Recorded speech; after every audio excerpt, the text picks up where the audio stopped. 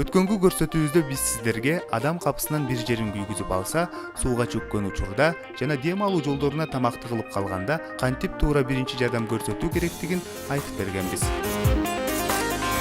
Бүгүн каармандарыбыз менен биргеликте жаратылышта сейилдейбиз. Биздин каармандар Белек, Элиза жана УКМдын Ош шаары боюнча башкармалыгынын куткаруу кызматы. Азыркы убакта күн ысык, көпчүлүк адамдар жаратылыш койнунда эс алып жүргөн кирбезе. Мына ушул көпчүлүк адамдар сыяктуу биздин каармандарыбыз да жаратылышка сейилдегени чыкты. Элиза жана Белек адаттагыдай селфилешип, бири-бирин сүрөткө тартып жатышты.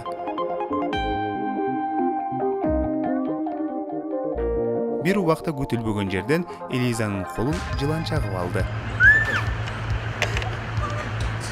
Жылан чаккан учурда адамдын дени табысып, көңүл айланып, эстен танып калат. Бул учурда Белек сүйгөн кызына жардам берүү максатында шашып, элден укканын жасап, Элизанын денесиндеги ууну төмөнкү ыкма менен чыгарууга аракет жасайт.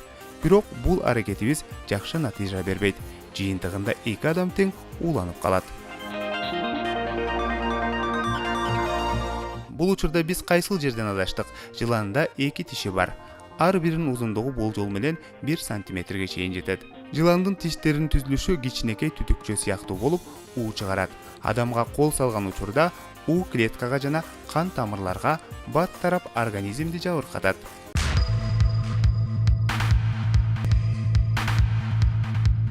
Тасманы артка түрүүбүз дагы куткаруучуну жардамга чакырабыз.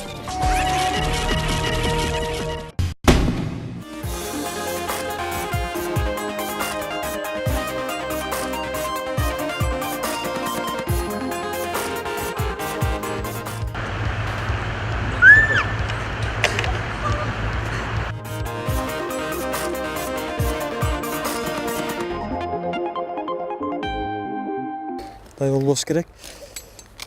Негизи жылан чакканда бул жерде ооз менен сорбостон, себеби ооз менен соргон моментте тиштин жаракаларынан, шилекей аркылуу ооздун жаракаларынан уусу кирип, өзү ууланып, өлүп калышы мүмкүн. Ушундай учурда бул жерди чогултуп алып келип сыгып ууну чыгарышка аракет кылыш керек. Чыккандан кийин бинт менен тазалап бул жерди жакшылап кайра дагы сыгып, чогултуп алып келип сыгыш керек. Сыккандан кийин бинт менен тазалаш керек дагы. Жугут, эгер жугут жок болгон болсо, өзүнүн кийиминен жыртып алып туруп, мындай жерден кан өткөрбөй турган кылып тагып коюш керек. Бул тагынганын бир жакшы жагы канды өткөрбөйт, уу денеге таркабай туруп турат.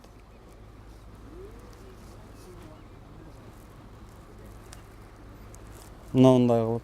Анан таңган моментте саатты карап туруп, жазып бул жерге кыстарып коюш керек. Себеби кан өтпөй, кол иштебей калышы мүмкүн.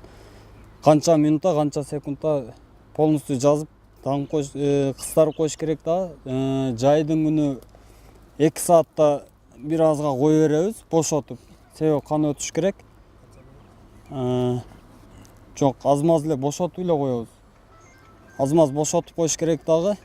Кыштын күнү 1 саатта кое бериш керек. 1 саатта аз-маз кое берип коюш керек. Медициналык жардам келге чейин.